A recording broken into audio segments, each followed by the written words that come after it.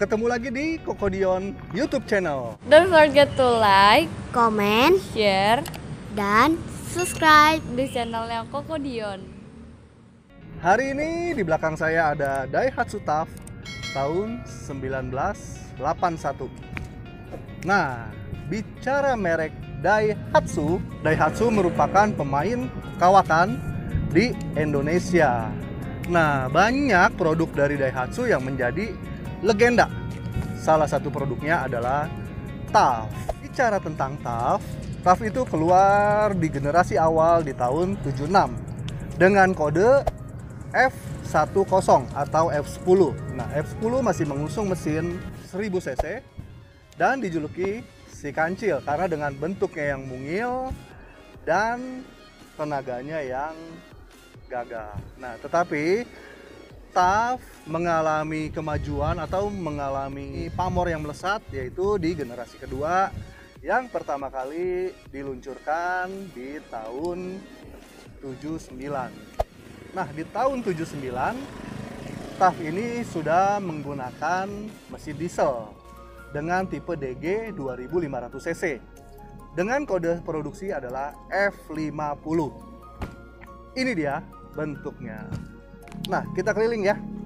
Bicara si F50 atau TAF kebo ini, walaupun kita nggak tahu bentuk kebonya itu dari mana, tetapi mobil ini sempat dijuluki dengan nama TAF kebo karena mungkin bicara dengan ketangguhannya. Ya, bicara ketangguhannya memang luar biasa. Sampai mobil ini nih sempat dipakai oleh instansi pada zaman itu. Beberapa instansi mungkin dari kepolisian, dari TNI, bahkan sampai pemerintahan. Mobil ini laris banget. Sempat juga waktu itu laris banget di daerah perkebunan. Ya, banyak mobil ini dibawa ke Sumatera. Jadi kalau bicara TAF kebo, pasti orang Sumatera sudah tidak asing lagi dengan si TAF kebo F50 ini.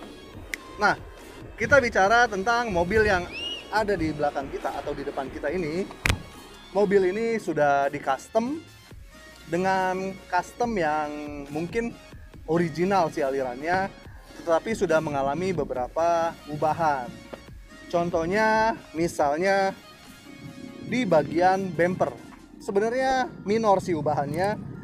Si bumper ini menggunakan produk dari negeri Paman Sam, yaitu produk atau dari mobil bermerek CJ7.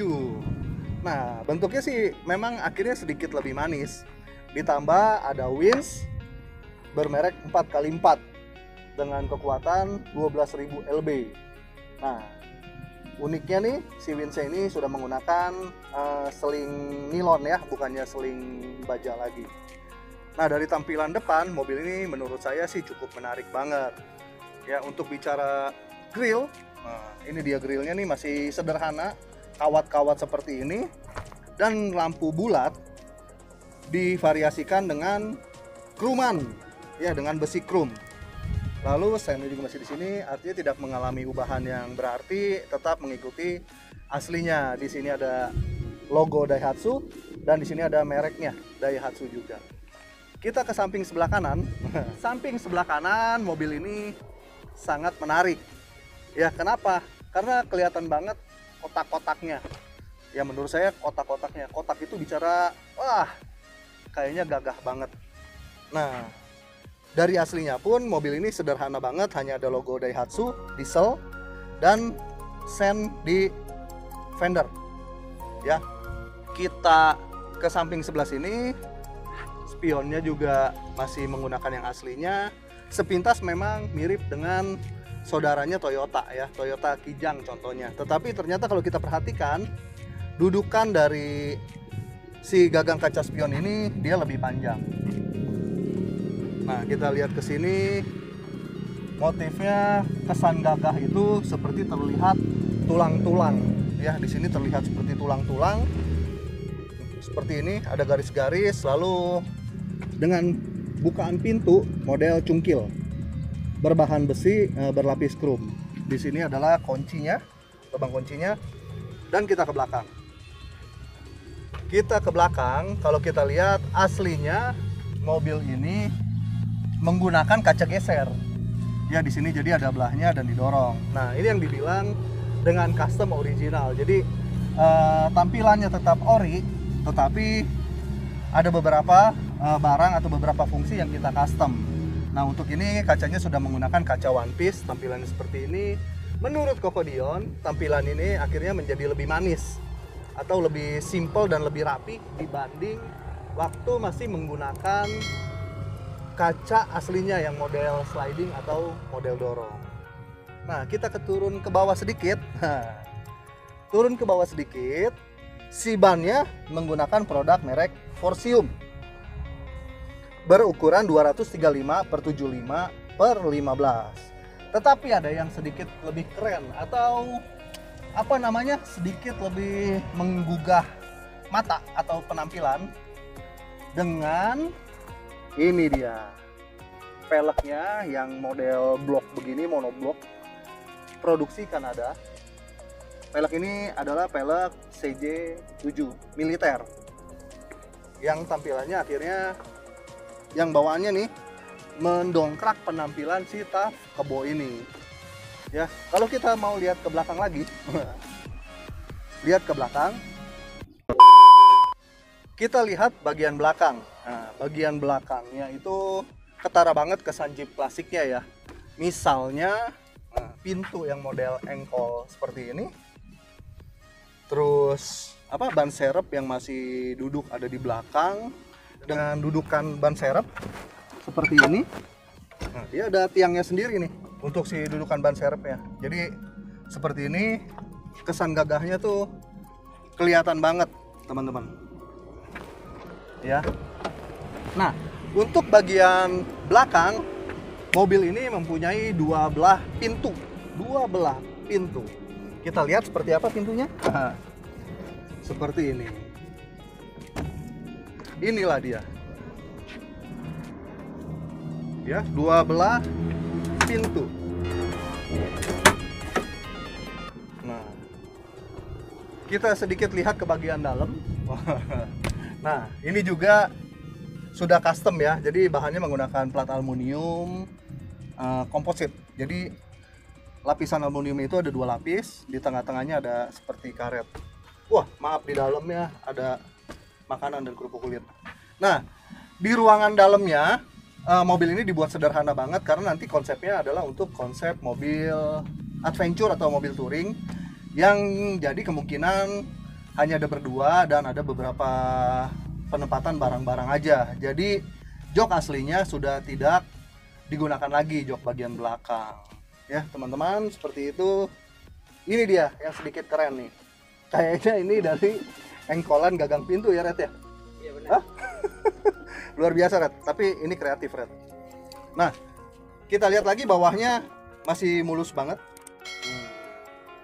Jadi masih mulus banget, masih asli dan minim dari lapisan-lapisan kulit ya Red ya. Luar biasa. Oke, kita tutup lagi bagian belakang. Seperti ini. Nah, dia. Lalu kita turun ke bumper besinya. Nah, bumper besi seperti ini modelnya, yang dimana lampu stop atau lampu sennya berada di bagian dalam bumper, bagian tengahnya. Ini bagi lampu sen, lampu rem, dan ini lampu mundur. Dan di sini ada tangga untuk naik ke atas. Nah, bagian plat nomor berada di pintu bagian kiri dengan lampu seperti ini.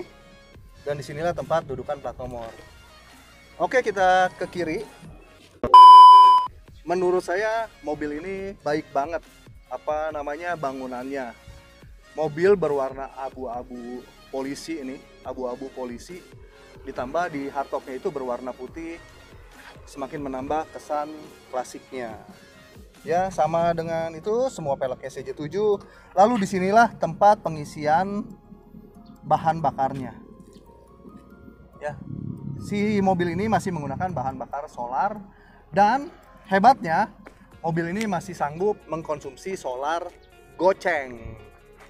Kalau kita mau lihat ruangan di sebelah kiri bagian dalam, nah ini dia bagian dalamnya seperti ini, masih sederhana banget, sama seperti di door trim bagian belakang menggunakan aluminium komposit, ditambah ini aksesori apa nih untuk naruh kartu atau dompet mungkin, dengan bukan jendela model puter. Nah inilah dia, dan kait nih model bukan pintunya.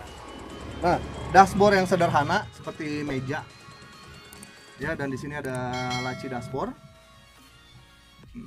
Lalu di situ ada bagian AC-nya.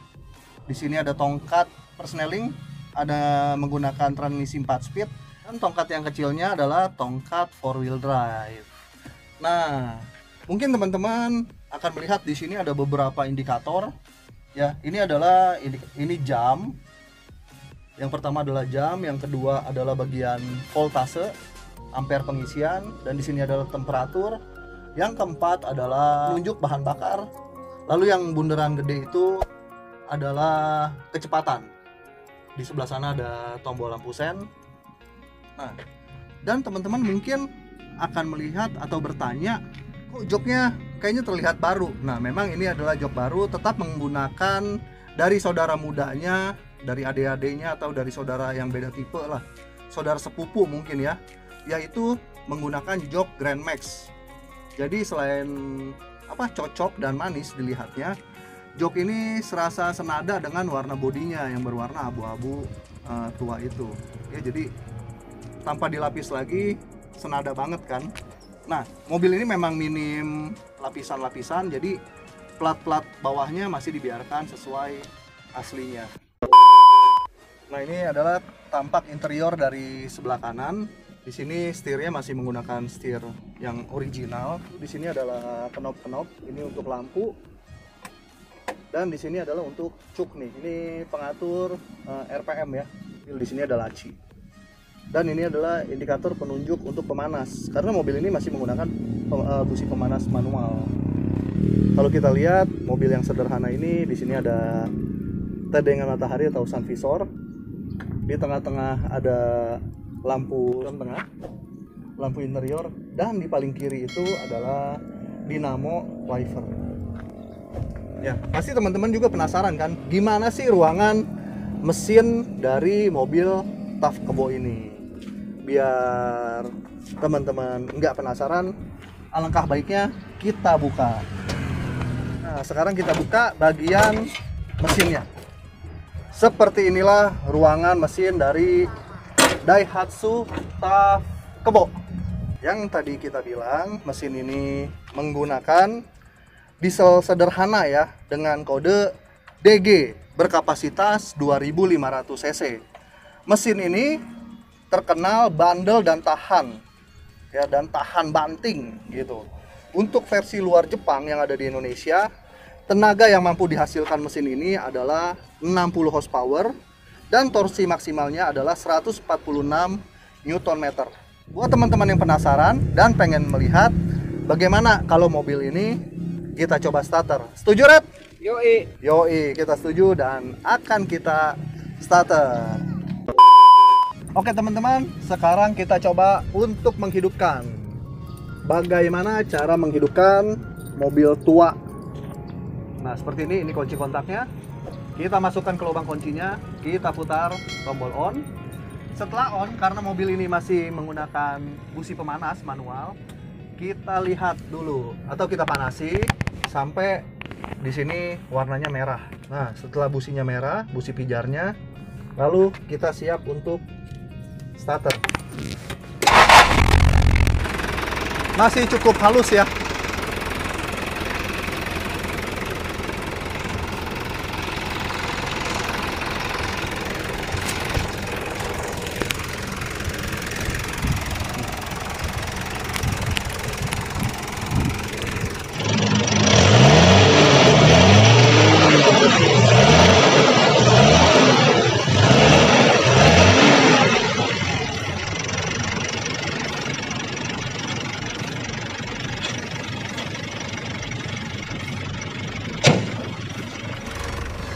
Oke teman-teman, demikian review singkat kita tentang Daihatsu TAF F50 Diesel 1981.